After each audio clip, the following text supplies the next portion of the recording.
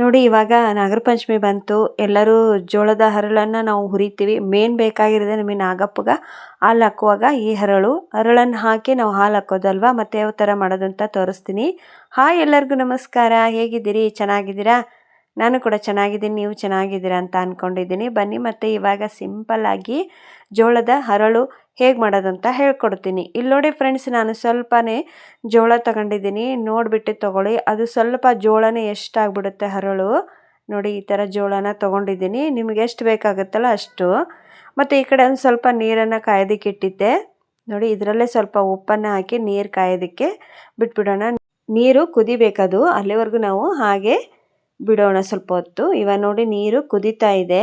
ಈ ಕುದಿಯೋ ನೀರಿಗೆ ನಾವು ಆ ಜೋಳನ ಹಾಕಬೇಕು.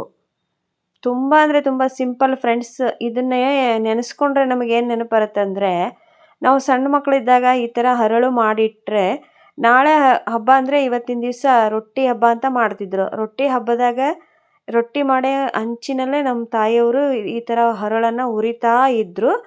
ಆವಾಗ ನಾವೇನು ಮಾಡ್ತಿದ್ವಪ್ಪ ಅಂತಂದರೆ, ಆ ಹರಳನ್ನು ಸ್ವಲ್ಪನೇ ತೊಗೊಂಡು ತಿಂತಾ ಇದ್ವಿ. ಆವಾಗ ಬೈಸ್ಕೊತಿದ್ವಿ, ಇದನ್ನೆಲ್ಲ ನಾವು ನಾಗಪ್ಪಗೆ ಹಾಲು ಹಾಕೊಂಬಿಟ್ಟ ನೀವು ತಿನ್ನಬಾರ್ದು ಅಂತ ಬೈಸ್ಕೊತಿದ್ವಿ. ನೋಡಿ ಬಾಲ್ಯದ ನೆನಪು ಬಂತಿವತ್ತು. ಪಂಚಮಿ ಹಬ್ಬ ಅಂದರೆ ನೋಡ್ರಿ, ನಾವೆಲ್ಲ ಜೋಕಾಲಿ ಎಲ್ಲ ಆಡ್ತಿದ್ವಲ್ವ. ಇವಾಗ ಯಾರು ಆಡ್ತಾರೆ ಫ್ರೆಂಡ್ಸ್? ಇಲ್ಲಿ ನೋಡಿ ಹುಳಿ ಸೊಸೆ ಜರಡಿನ ಇಟ್ಕೊಂಡಿದ್ದೆ. ಅಲ್ಲಿ ಒಂದು 10 ನಿಮಿಷ ನೀವು ಜೋಳನ ಬೇಯಿಸ್ಕೋಬೇಕು. ನೋಡ್ರಿ ಇಲ್ಲಿ ಯಾವ ಥರ ಬೇಯ್ತಾ ಇದೆ, ಕುದೀತಾ ಇದೆ ಅಂತ. ಈ ಥರ ಕುದಿಸ್ಕೊಳ್ಳಿ. ಈ ಥರ ಚಳಮಳ ಅಂತ ಒಂದು 10 ನಿಮಿಷ ಕುದಿಬೇಕದು ಜೋಳ. ನೋಡಿ ಈ ಥರ ಕುದೀತು ಅಂದರೆ ಫ್ರೆಂಡ್ಸ್ ತುಂಬ ಸಿಂಪಲ್ ಇದು. ನೋಡಿ ಇವಾಗ ಗ್ಯಾಸನ್ನು ಆಫ್ ಮಾಡಿಬಿಟ್ಟು ನಾನು ಹುಳಿ ಸೊಸೆ ಜರಡಿ ಇಟ್ಟು ನೀರೆಲ್ಲ ತೆಗೆದುಬಿಟ್ಟಿದ್ದೀನಿ. ನೋಡಿ ಕೆಳಗಡೆ ನೀರಿದೆ. ಈಗ ನೋಡಿ ಜೋಳನೂ ಇಟ್ಟಿದ್ದೀನಿ. ಇದನ್ನೇನು ಮಾಡಬೇಕಪ್ಪ ಅಂದರೆ ಒಂದು 15 ನಿಮಿಷ ಆರೋದಕ್ಕೆ ಬಿಡಿ. ಆರೋದಕ್ಕೆ ಅಂದರೆ ಫ್ರೆಂಡ್ಸ್, ಒಂದು ಕಾಟನ್ ಅರ್ಬಿನ ಹಾಕಿ ಅದ್ರ ಮೇಲೆ ನೀವು ಈ ಜೋಳನ ಹಾಕಬೇಕು. ತೋರಿಸ್ತೀನಿ ನೋಡಿ ನಾನು ನಿಮಗೆ. ನೋಡಿ ಈ ಥರ ಕಾಟನ್ ಬಟ್ಟೆ ಮೇಲೆ ಜೋಳನ ಹಾಕಬೇಕು. ಇವು ಜೋಳ ಅಂದರೆ ಒಂದೊಂದು ಕರೆ ಜೋಳನೂ ಇದರಲ್ಲಿ ಇದಾವೆ. ನೋಡಿ ಈ ಥರ. ಇದನ್ನೇನು ಅಂದರೆ ಫ್ರೆಂಡ್ಸ್, ನೀವು ಈ ಕಡೆ ಒಣಗಬಾರ್ದು, ಈ ಕಡೆ ತುಂಬ ಹಸಿನೇ ಇರಬಾರ್ದು, ಮೀಡಿಯಮ್ ಇರಬೇಕು ಇವು. ಆ ಥರ ನೀವು ಒಣಗಿಸ್ಬಿಟ್ಟು ಎತ್ತಿಟ್ಕೊಂಬಿಡಿ. ಬೇಗ ಆರಿಬಿಡುತ್ತೆ ಕಾಟನ್ ಅರ್ಬಿ ಒಳಗೆ ಹಾಕಿರೋದ್ರಿಂದ. ಅದಕ್ಕೆ ಒಂದು 15 ನಿಮಿಷ ಇಟ್ಬಿಡಿ ಸಾಕು. ಒಂದು 15 ನಿಮಿಷದಲ್ಲೇ ತಣ್ಣಗಾಗ್ಬಿಡ್ತಾವು. ನಿಮ್ಗೆ ಗೊತ್ತಾಗುತ್ತಲ್ವ, ಒಂದು ಮೀಡಿಯಮ್ ಇರಬೇಕು. ಈಗ ನೋಡಿ ತೋರಿಸ್ತೀನಿ ಈ ಥರ. ನೋಡಿ ನಾನು ಇವಾಗ ಜೋಳನ ಒಂದು ಪ್ಲೇಟಿಗೆ ತೊಗೊಂಡು ಬಂದಿದ್ದೀನಿ. ಇವಾಗ ಹರಳು ಮಾಡೋದು ಹೇಗೆ ಅಂತಲೂ ನಿಮಗೆ ಹೇಳ್ಕೊಡ್ತೀನಿ. ನೀವು ನೋಡಿಬಿಟ್ಟು ತೊಗೊಳ್ಳಿ ಜೋಳನ. ಯಾಕಂದರೆ ಭಾಳ ಅಂದರೆ ನಾವು ಹುರಿದ ತಕ್ಷಣ ತುಂಬ ಹಾಕವು ಹರಳು.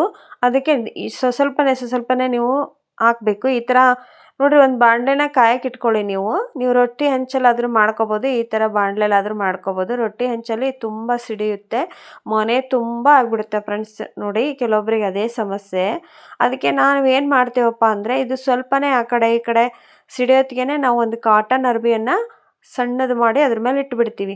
ತೋರಿಸ್ತೀನಿ ನಿಮಗೆ ಅದನ್ನು ಸಹಿತ ನಾನು ನಿಮಗೆ. ಯಾವ ಥರ ಚಟ್ ಅಂತ ಸಿಡಿಯೋಕ್ಕೆ ಸ್ಟಾರ್ಟ್ ಆಗುತ್ತಲ್ಲ, ಆ ಟೈಮಲ್ಲಿ ನೀವು ಏನು ಮಾಡಬೇಕಪ್ಪ ಅಂದರೆ, ಒಂದು ಕಾಟನ್ ಬಿಳೆ ಬಟ್ಟೆ ಅಂಥದ್ದಾದರೂ ಯಾವುದಾದ್ರೂ ಸರಿ, ಅದ್ರ ಮೇಲೆ ಇಟ್ಬಿಡಿ ಸ್ವಲ್ಪ ಹೊತ್ತು. ಅವು ಹರಳು ಫುಲ್ ಹಾಡ್ಕೊಳೋ ಮಟ್ಟನೂ ನೀವು ಆ ಕಾಟನ್ ಅರ್ಬಿನ ಇಟ್ಬಿಡಿ.